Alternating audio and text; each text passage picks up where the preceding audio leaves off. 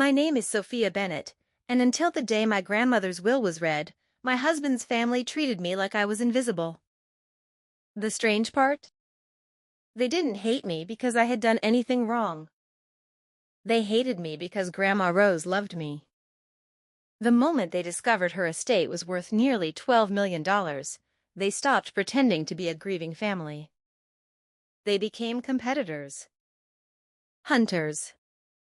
People willing to destroy anyone standing between them and an inheritance. What none of them realized. Grandma had planned every second of that day, long before she died. And the lawyer wasn't there just to read her will. He was there to reveal the truth. 8 years earlier, I married Ethan Carter. I believed I was marrying into a loving family. Instead, I became the outsider they merely tolerated. My mother-in-law, Patricia, constantly reminded everyone that I wasn't one of them. Whenever family photos were taken, someone always found a reason for me to stand at the end. Whenever vacations were planned, I somehow never received the invitation until it was too late. Birthdays, anniversaries, holiday dinners. I was always present, but never included. The hardest part wasn't their cruelty. It was Ethan's silence. Every single time they embarrassed me, he'd squeeze my hand beneath the table and whisper, "Just ignore them. They'll calm down. They don't mean it." But they always meant it. And he never defended me. There was only one person who never made me feel like I didn't belong. Grandma Rose. Every Saturday morning for nearly 6 years, I'd drive 40 minutes to her little white cottage. We baked apple pies, played old jazz records, read poetry in the garden, and spent hours taking care of the orchids she loved more than anything else. She often smiled and said, "Flowers tell you everything about people." I laughed. How? She gently watered another orchid. The people who only notice flowers after they bloom are the same people who only notice family after they become valuable. At the time, I thought she was talking about gardening. Now I know. She was talking about her children. The last time I visited her, she looked weaker than I'd ever seen, but her eyes still carried that peaceful smile. Before I left, she handed me her favorite leather-bound poetry book. "Keep this somewhere safe." I smiled. "I'll bring it back next week." She slowly shook her head. "No, sweetheart. You won't." A chill ran through me. Then she gently squeezed my hand. "When everything is over, wait until the lawyer finishes reading. Then open the book." I wanted to ask what she meant, but she simply smiled, as if she already knew. She wouldn't see another Saturday. 3 days later, Grandma Rose passed away peacefully in her sleep. The funeral lasted less than an hour. The conversations afterward lasted much longer. Standing near the cemetery entrance, I overheard Patricia whispering to Amanda, "The house alone has to be worth at least $6 million. Amanda smiled. "And the investment accounts?" Robert quietly added, "There has to be at least another $5 or $6 million. Nobody talked about Grandma. Nobody talked about her kindness, or the life she'd lived. Only numbers. Only money." I quietly looked toward Ethan. He heard every word. But just like always, he said nothing.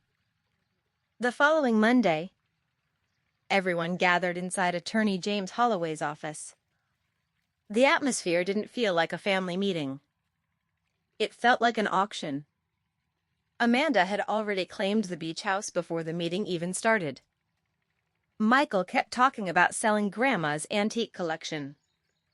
Patricia was discussing renovations she'd make after moving into Grandma's mansion. They spoke as though the estate already belonged to them.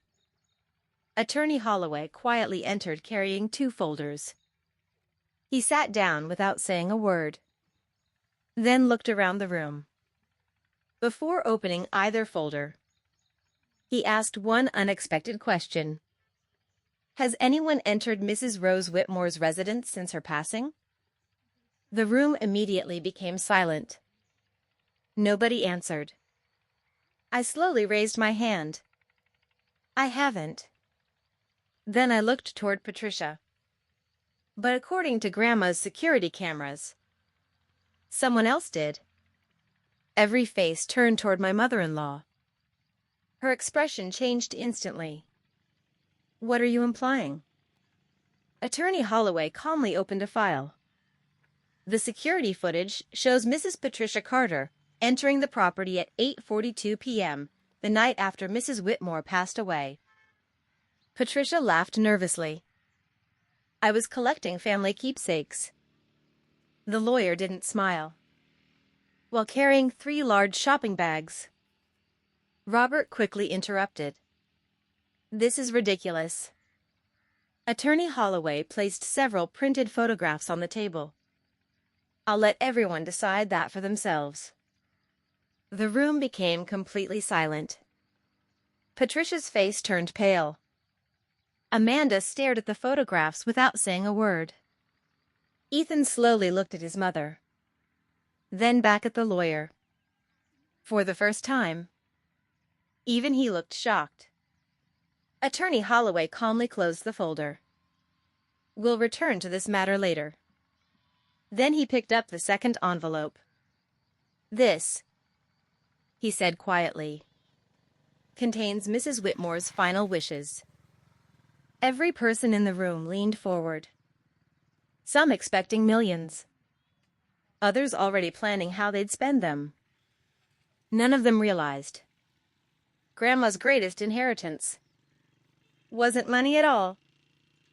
Attorney James Holloway opened the final envelope and the room fell silent.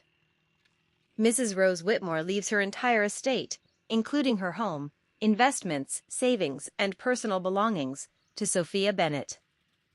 The room exploded with outrage. Patricia screamed, Amanda accused me of fraud, and Robert demanded another lawyer. But Attorney Holloway calmly raised one final document.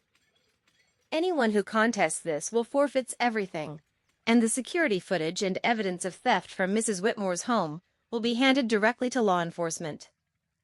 Instantly, the room went silent. Ethan walked toward me with tears in his eyes. I'm sorry, I should have protected you. I smiled sadly. It's too late. This was never about the money. It was about respect.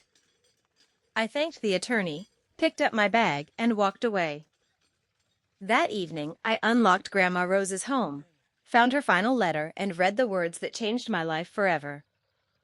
Kindness is the greatest inheritance, and don't forget to water the orchids every Thursday. From that day on, I finally understood that real family is built by love, not blood.